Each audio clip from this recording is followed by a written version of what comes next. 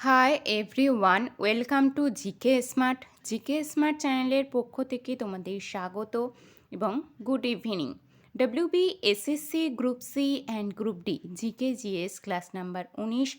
এর আগে আমি 18টি ক্লাস করেছি। যারা দেখোনি তারা অবশ্যই প্লেলিস্টটি চেক করে নেবে। নতুন সিলেবাস অনুযায়ী 20টি করে কমনযোগ্য প্রশ্ন থাকে, যা তোমাদের group C and group D এক্সামের জন্য খুবই গুরুত্বপূর্ণ। এছাড়াও যে কোনো গভর্নমেন্ট জবের প্রিপারেশান তোমরা যারা নিচ্ছ তাদের জন্য খুব হেল্পফুল হবে। তো আমি বলবো প্রথমেই চ্যানেলটিকে তোমরা সাবস্ক্রাইব করে নাও এবং বেল আইকনটি অল করে নাও। তো আজকে ক্লাস শুরু করা যাক। তার আগে আমরা সিলেবাসটা একবার দেখে নেব। জেনারেল অ্যাওয়ারনেসে যেহেতু 20 নাম্বার থাকছে, তাই আমি প্রতিদিন 20টি করেই প্রশ্ন রাখছি তোমাদের জন্য, যাতে তোমাদের খুব হেল্পফুল হয়।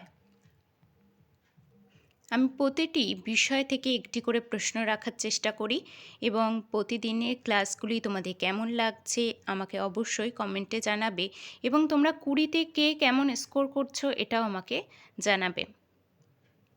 তো ক্লাসটা আজকে শুরু করি। আজকের প্রথম প্রশ্ন কি আছে, কোন রাজা পাল বংশ প্রতিষ্ঠা করেছিলেন?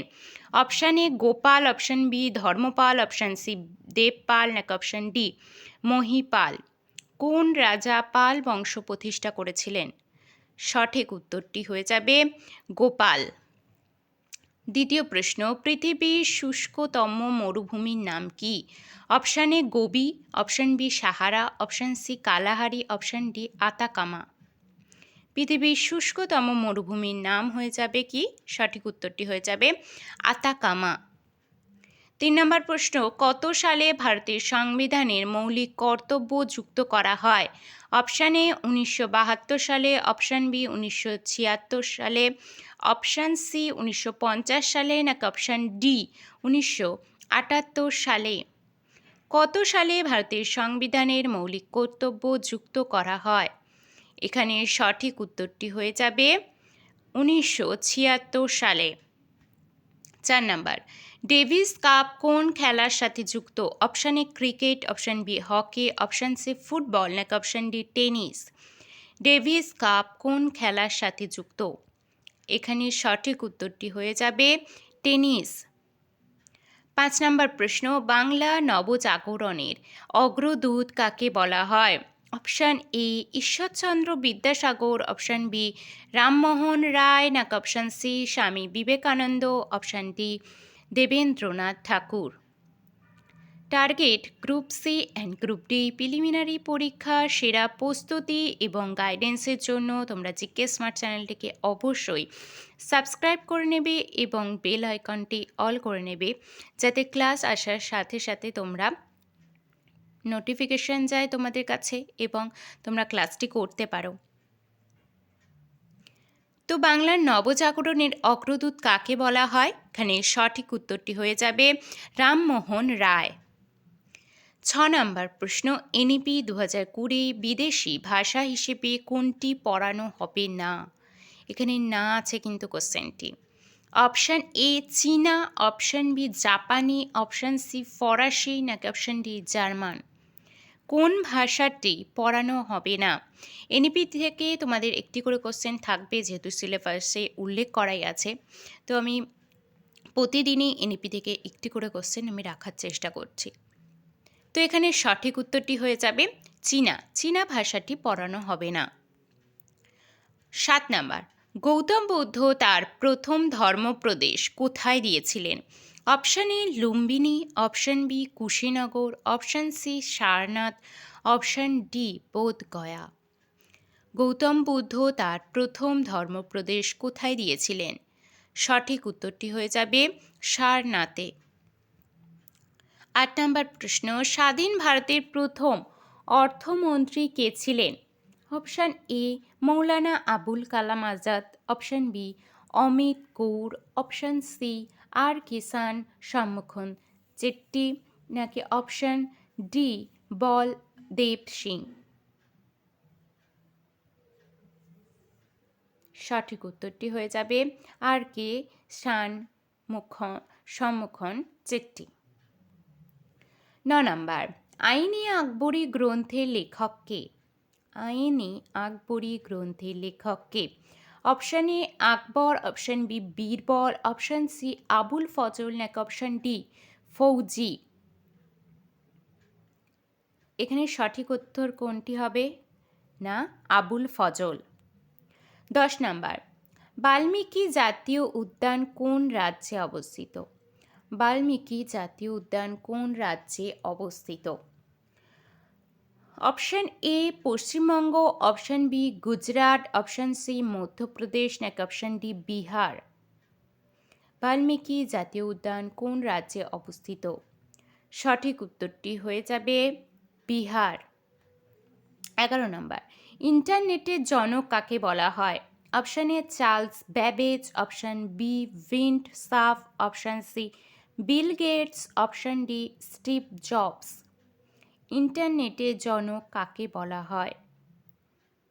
এখানে সঠিক উত্তরটি হয়ে যাবে ভিন্ট সাফ।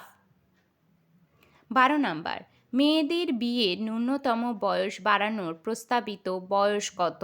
অপশান এ 18 বছর, অপশান বি 21 বছর, অপশান সি 20 বছর, নাকি অপশান ডি 25 বছর? মেয়েদের বিয়ের ন্যূনতম বয়স বাড়ানোর প্রস্তাবিত বয়স কত হবে? সঠিক উত্তর হয়ে যাবে 21 বছর। 13 নম্বর প্রশ্ন, রাজ্যসভার সদস্য হওয়ার জন্য ন্যূনতম বয়স কত হওয়া প্রয়োজন? অপশান এ 21 বছর, অপশান বি 25 বছর, অপশান সি 30 বছর, নাকি অপশান ডি 35 বছর? রাজ্যসভার সদস্য হওয়ার জন্য ন্যূনতম বয়স কত হতে হবে? না, 30 বছর। 14 নম্বর প্রশ্ন, সত্যমেব জয়তে কথাটি কোথা থেকে নেওয়া হয়েছে? Option A Upanishad, option B Rigveda, option C Samaveda, নাকি অপশান ডি রামায়ণ? সত্যমেব জয়তে কথাটি কোথা থেকে নেওয়া হয়েছে? সঠিক উত্তর হয়ে যাবে উপনিষদ। 15 নম্বর, উকাই বাঁধ কোন নদীর উপর অবস্থিত? উকাই বাঁধ কোন নদীর উপর অবস্থিত? Option A Sharavati, option B Tapti, option C Kaveri, option D Narmada. এটা কাবেরী হবে। সঠিক উত্তর হয়ে যাবে তাপ্তি। তাপ্তি নদীর উপর অবস্থিত উকাই বাঁধ। 16 নম্বর প্রশ্ন, গীত গোবিন্দ কার রচনা? গীত গোবিন্দ কার রচনা? Option A Jayadev, option B Bilhana, option C Kalhana, নাকি option D Banabhatta? Group C and group ডির এই ক্লাসটি তোমরা পেয়ে যাবে সন্ধে 7টায়। প্রতিদিন সন্ধে 7টায় এই ক্লাসটি তোমরা পেয়ে যাবে। তো গীত গোবিন্দ কার রচনা? সঠিক উত্তরটি হয়ে যাবে জয়দেব। 17 নম্বর, মন্দারমণি কিসের জন্য বিখ্যাত? অপশান এ বাঘ, অপশান বি ম্যানগ্রোভ অরণ্য ও জীববৈচিত্র্য, অপশান সি ইলিশ মাছ, নাকি অপশান ডি পর্যটন কেন্দ্র? মন্দারমণি কিসের জন্য বিখ্যাত? সঠিক উত্তর কি হয়ে যাবে এখানে? না, পর্যটন কেন্দ্র। 18 নম্বর প্রশ্ন, সিরাজউদ্দৌলা কত সালে আলীনগরের সন্ধি স্বাক্ষর করেন? অপশান এ 1955 সালে, অপশান বি 1957 সালে, অপশান সি 1956 সালে, নাকি অপশান ডি 1958 সালে? সিরাজউদ্দৌলা কত সালে আলীনগরের সন্ধি স্বাক্ষর করেন? এখানে সঠিক উত্তর কি হবে? না, 1957 সালে। 19 নাম্বার, শিক্ষার অধিকার কত সালে চালু হয়? শিক্ষার অধিকার কত সালে চালু হয়? 2019 সাল, 2020 সাল, 2021 সাল, নাকি 2009 সালে? শিক্ষার অধিকার আরটিই কত সালে চালু হয়? এখানে সঠিক উত্তরটি কি হয়ে যাবে? না, 2009 সালে। 20 নম্বর প্রশ্ন, ভারতের কোন রাজ্যকে শস্য ভাণ্ডার বা শস্যের বাটি বলা হয়? Option A Punjab, option B Uttar Pradesh, option C Paschimbanga, নাকি অপশান ডি মহারাষ্ট্র? ভারতের কোন রাজ্যকে শস্য ভাণ্ডার বা শস্যের বাটি বলা হয়? এখানে সঠিক উত্তরটি কী হবে? না, পাঞ্জাব। তো এই 20টি প্রশ্ন তোমাদের কার কেমন লেগেছে আমাকে অবশ্যই কমেন্টে জানাবে। আর এই 20টি কোশ্চেনের মধ্যে কার কটি সঠিক হয়েছে, কার কটি ভুল হয়েছে, কে 20তে কত স্কোর করলে সেটি অবশ্যই আমাকে কমেন্টে তোমরা জানিও। এছাড়া ক্লাসটি ভালো লেগে থাকলে একটি লাইক করো এবং চ্যানেলটি সাবস্ক্রাইব করা না থাকলে অবশ্যই সাবস্ক্রাইব করে নিও এবং তোমাদের বন্ধুদের মধ্যে ক্লাসটি শেয়ার করে দেবে। তো আমি বলবো তোমরা ভালোভাবে পড়াশোনা করো, ভালোভাবে প্রিপারেশন নাও, সময় নষ্ট করো না। নতুন বছর, নতুন অনেক কিছুই শুরু হবে এবং তার মধ্যে তোমাদের ক্লাস করতে হবে এবং এক্সাম দিতে হবে, যাতে নতুন বছরে তোমরা সবাই প্রত্যেকে একটি করে ভালো চাকরি পেয়ে যাও। এছাড়াও সুস্থ থেকো এবং ভালোভাবে পড়াশোনা করো।